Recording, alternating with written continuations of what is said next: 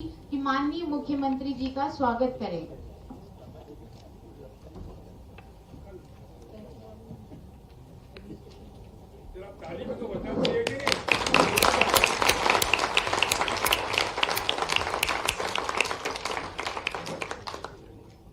आज के कार्यक्रम का अपना प्रस्तुतिकरण के लिए कलेक्टर साहब श्री हर्ष सिंह जी से मैं निवेदन करना चाहूंगी कि वो स्टेज पर पधारें।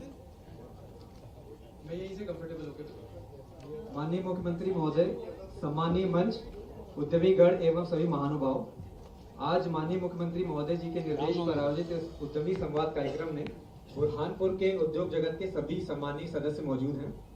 इस संदर्भ में बुरहानपुर जिले के औद्योगिक परिदृश्य का एक संक्षिप्त प्रस्तुतिकरण आपके समक्ष है। नेक्स्ट।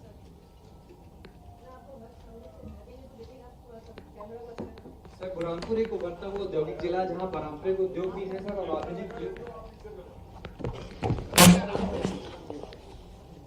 और आधुनिक उद्योगों का भी विकास देखने मिलता है सर। बुरहानपुर की जो उद्योग का आधार है सर वो टेक्सटाइल उद्योग है। तो जिले में बृहद, सूक्ष्म और औद्योगिक इकाइयां हैं सर और 40,000 से ज्यादा यहाँ पावर लूम है सर। उस उद्योग में प्रत्यक्ष रूप से करीब 60,000 लोगों को रोजगार प्राप्त हो रहा है। इसके अलावा सर पाइप उद्योग और कृषि आधारित उद्योगों के साथ साथ नए क्षेत्रों में भी लगातार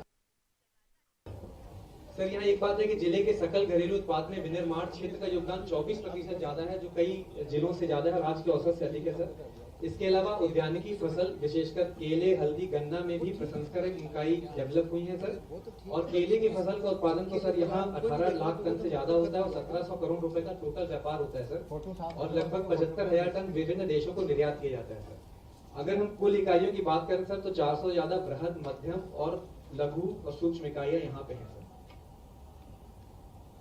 सर इसमें इन जो डेफिनेशन है उसके हिसाब से ही 10,000 लोगों को इन डेफिनेशन के हिसाब से रोजगार मिलता है। नेक्स्ट। सर यहाँ बुरहानपुर में अलग अलग उद्योग संचालित है सर। पूर्व संचालित औद्योगिक जो केंद्र है उसमें खंडवा रोड पर बुरहानपुर में एक बड़ा औद्योगिक केंद्र है। इसके अलावा सर रहटा, खड़गोल में भी औद्योगिक केंद्र एक संचालित है। नवीन अभी सर आपके द्वारा उद्घाटन किया गया था लास्ट विजिट में पावर लूम क्लस्टर बुरहानपुर का, वो भी अब संचालित हो गया है सर। और प्रगतिगत क्षेत्र एक 7 पायरी में और फेयर डील है सर जो अभी निर्माण के क्षेत्र में। शासकीय योजनाओं से भी सर उद्योगों को लाभान्वित किया गया है सर। 2 वर्ष में पिछले में 26 इकाइयां स्थापित की गई हैं जिसमें 117 करोड़ का निवेश हुआ है सर तथा 46 लाख का अनुदान स्वीकृत किया गया है।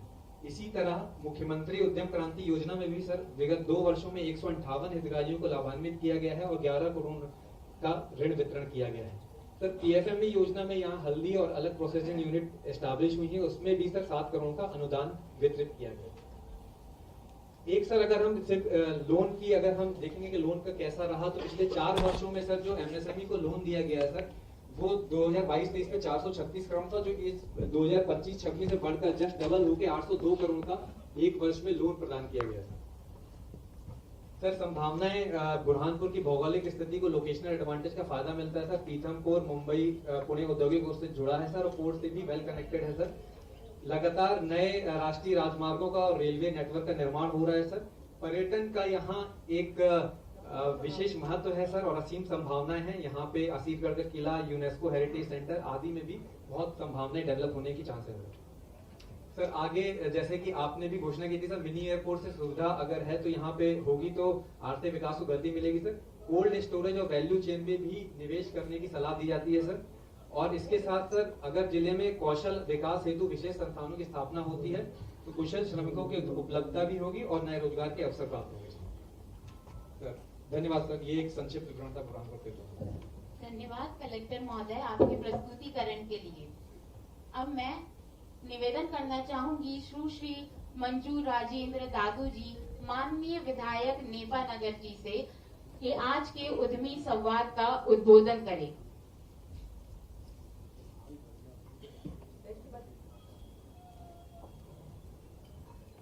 आदरणीय भाई साहब, आपका बहुत बहुत स्वागत है।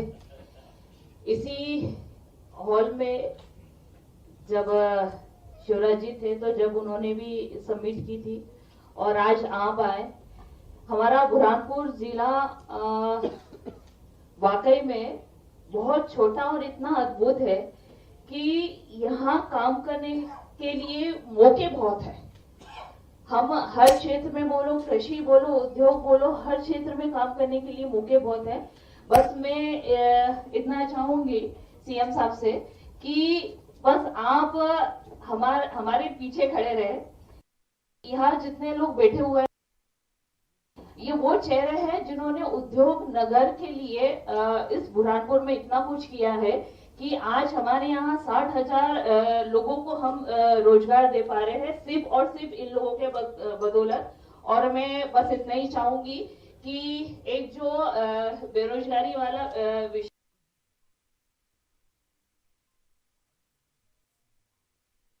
बेरोजगारी जीरो कर हम छोड़ेंगे, जिसमें हमेशा से हमारे चाहे हमारे अग्रवाल जी बोलो, उन्होंने वाकई में कृषि के क्षेत्र में जितने हमारे जिले में अगर हम लोगों ने पाइप का यूज किया,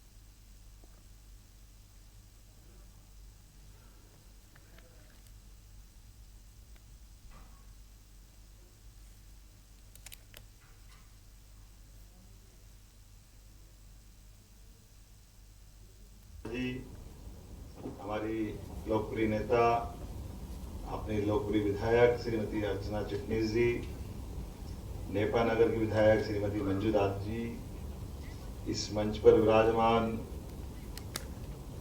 श्रीमान संजय अग्रवाल जी, हमारे एमडी चंद्रमौली शुक्ला जी, सभागार में मौजूद सभी स्वनाम धन्य अलग अलग अपने अपने उद्यमिता के नए कीर्तिमान रचने वाले सारे मित्रों, हमारे अपने अधिकारीगण, पत्रकार साथियों, नव उद्यमिता की मन में आस लिए आए सभी भविष्य के भी उद्यमियों, आपको सबको मैं शुभकामना देता हूं, आपको प्रणाम भी करता हूं। नमस्कार। बात कम समय में बहुत सारी आ गई और मैं भी सोच रहा था कि इसका सिलसिला जो होना चाहिए, कभी कभी कोई चीज का एक खाका बनाने की जो जरूरत पड़ती है आउटलाइन की, वो बहुत अच्छे से बन गई। अब केवल कलर भरना है। इसके लिए मैं आपका अभिनंदन करता हूं। कम समय में अच्छे से व्यापार कर ले तो उद्यमी, नहीं तो काय का उद्यमी, फालतू का आदमी हो। बोले कम काम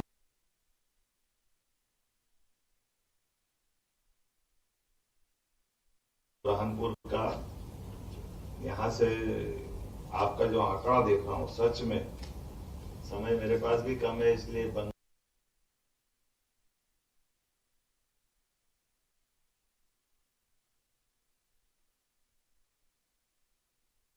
के हम अपनी उद्यमिता से हर एक नगर, हर एक प्रांत, हर तरह से, वैसे तो मैंने कल रात में एक पुस्तक का अध्ययन किया था जिसमें अर्थशास्त्र के बलबूते पर देश की और दुनिया की प्रगति की एक पुस्तक बहुत अच्छी एक नीदरलैंड के विद्वान ने लिखी थी। मूल रूप से वो ब्रिटिश के रहने वाले हैं, जिन्होंने ईसा की पहली शताब्दी से लगा करके अभी तक की सारी ग्रोथ पे बात कही है।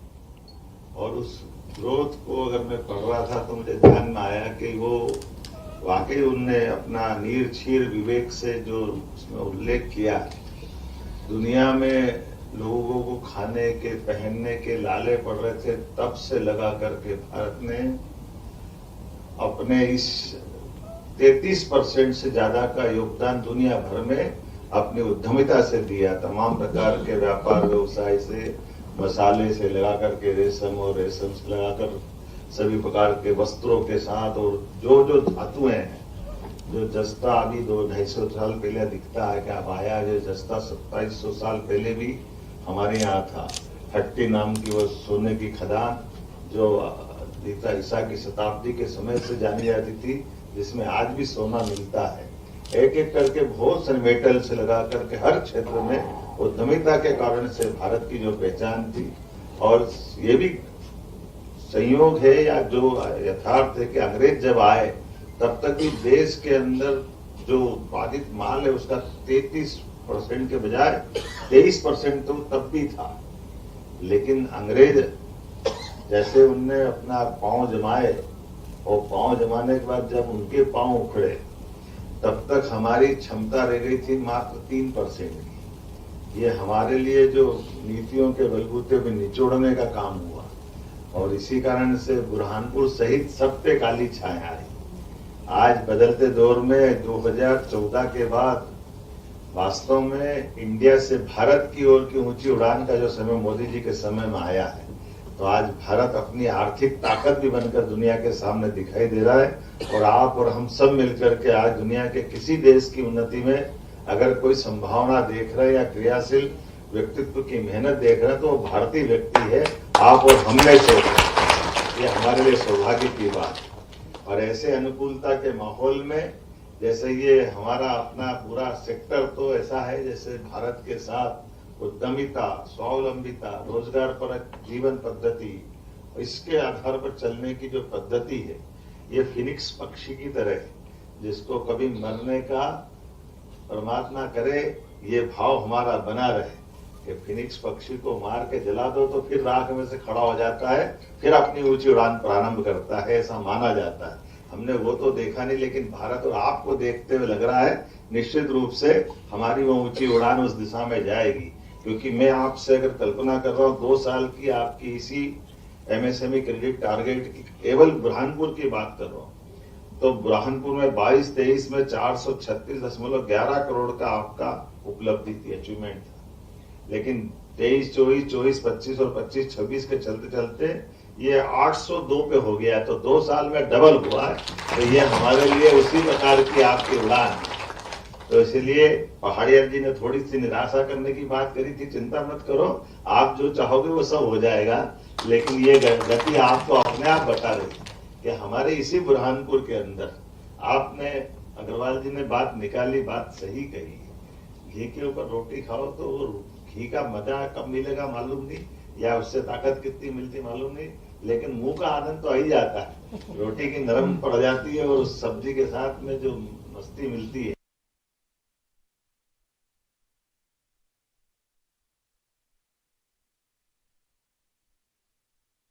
कि बिल्कुल मलाई मार के आ रही है।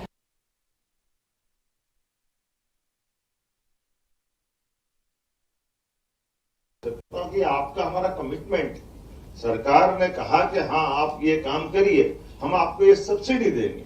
ये हमारा और आपका एक परस्पर कमिटमेंट है, हमारा आपका ये स्फूर्त एक व्यवहार है। उस व्यवहार पे हमको खरे उतरना है। इसलिए जब हमको कोई काम करना है तो फिर हमको हमारी स्पष्टता के साथ, पारदर्शिता के आधार पर, मुझे इस बात की प्रसन्नता है, ये माननीय प्रधानमंत्री के नेतृत्व में 2014 उनकी सरकार बनी मई में, और 3 महीने के अंदर उनने जनधन खाते स्थापित करके जिसका हक उसके खाते तक पहुंचाने का जो संकल्प लिया था, पूरे देश की इकोनॉमी बदली। आज की स्थिति में वही सारी चीजें हैं कि हम हरेक का हक उसके पास पहुंचाए। ये बीच के मीडिएटर की कोई आवश्यकता नहीं। इसीलिए आज के इस अवसर पर जब मैं आपसे बात कर रहा हूं तो ये बात सही थी कि थोड़ा समय कम था, बहुत देर बैठने की इच्छा थी, लेकिन हमारी सरकार लगातार 24 घंटे 7 दिन अनहरनिश लगातार काम करे। इसलिए बीता वर्ष 2025 तो उद्योग रोजगार वर्ष में सम्मिलित किया, और इस वर्ष का किसान कल्याण, और किसान कल्याण में भी वो सब आ गया जिसमें बुरहानपुर अपने आप आता है। हमारे लिए जब हम किसान की बात करते तो कपास कैसे छूट सकता है, जहाँ किसान की बात करते तो केला कैसे छूटेगा। उद्यमिता तो उसी का एक हिस्सा है। इस नाते से मैं बोल सकता हूं कि कल ही कैबिनेट में हमने अपने लिए, भारत सरकार ने एक व्यापारी कल्याण बोर्ड की प्रदेश स्तर की बात करी, और ये जिला स्तर तक आएगा, जिसमें सभी प्रकार के कामों को प्रोत्साहन देने के लिए उस बोर्ड की भी स्थापना के बाद उसकी मदद भी मिलेगी। और उसके साथ साथ हमने भी बीते समय विकास समितियां बनाई कि पहले अपने यहाँ अच्छा लगता है, कोई बात नहीं, समाज में कोई ऊंची नीची बात हो जाए तो शांति समिति भी होना चाहिए, लेकिन केवल शांति समिति से क्यों बात चलना चाहिए, कलेक्टर के पास जाओ तो विकास की बात भी होना चाहिए। इसलिए विकास आधारित हमने समितियां बनाई कि अच्छे और विकास में भी केवल अधिकारी बैठे या चुने हुए जनप्रतिनिधि बैठे। जनप्रतिनिधि का भी महत्व है, अधिकारी का भी महत्व है, लेकिन वास्तव में जिनने विकास में अपना योगदान शासन के साथ समाज के आधार पर अपनी इच्छा शक्ति से खड़ा किया, उनका भी तो रोल होना चाहिए। इसलिए कितना अच्छा लगता है अग्रवाल जी हमारे यहाँ बैठ करके देश दुनिया में सप्लाई करते हैं, ऐसे और भी बढ़ना चाहिए ना, इसी प्रकार के रास्ते से बढ़ते हुए आएंगे। मैं मान के चलता हूँ ये प्रतिनिधि है, इसमें बहुत सारे बैठने लायक यहीं पे सारे लोग हैं, जितने लोग आप बैठे हैं। मैं आपकी बैलेंस शीट नहीं देख रहा हूँ, लेकिन समझ में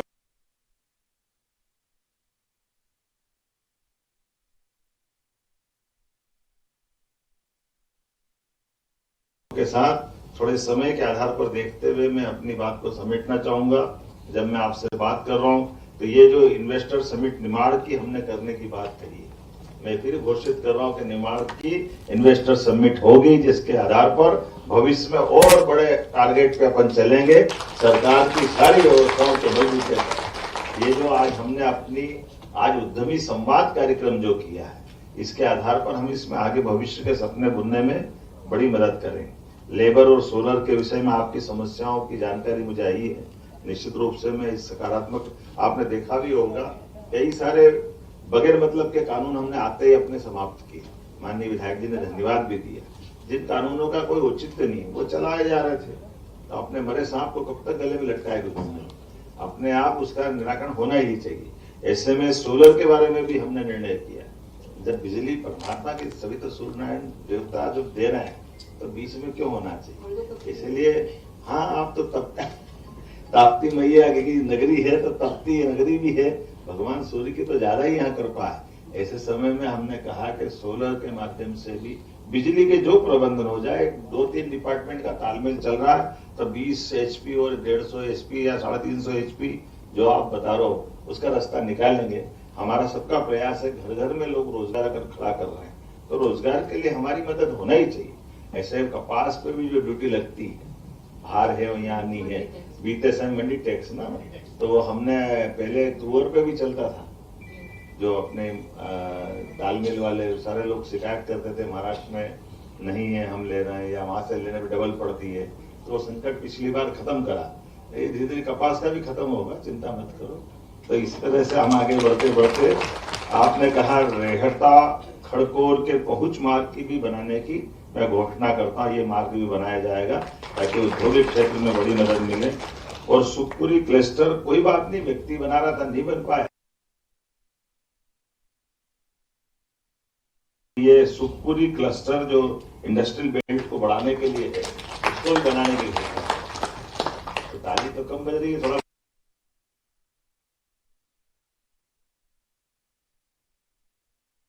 इस बुरहानपुर में आने का मुझे लगता है कि आज का ये हमारी इच्छा देवी के चरणों के आशीर्वाद से एक पड़ाव पूरा हुआ, लेकिन आगे वाला पड़ाव ताप्ती मैया की आशीर्वाद से और आगे बढ़ेंगे। और सच में ये दक्षिण का द्वार हमारे विकास का द्वार है। बुरहानपुर का इस रूप में जाना जाना, जिला छोटा है लेकिन यहाँ के लोग बहुत बड़े, लोगों का दिल भी बड़ा है और रोजगार देने के अवसर भी बड़े। ऐसे में जब आप एग्रीकल्चर से लगाकर इंडस्ट्री तक देखते हैं तो चारों तरफ एक अलग प्रकार का वातावरण दिखाई देता है। ऐसे में बुरहानपुर के औद्योगिक विकास को नई दिशा देने के लिए हमारी सरकार भी कोई कोर कसर बाकी नहीं रखेगी। सच में आपका हुनर बहुमुखी है और हमारा प्रयास है आपकी क्षमता योग्यता को वैश्विक स्तर तक पहुंचाएं। बहुत बहुत धन्यवाद। भारत माता की जय।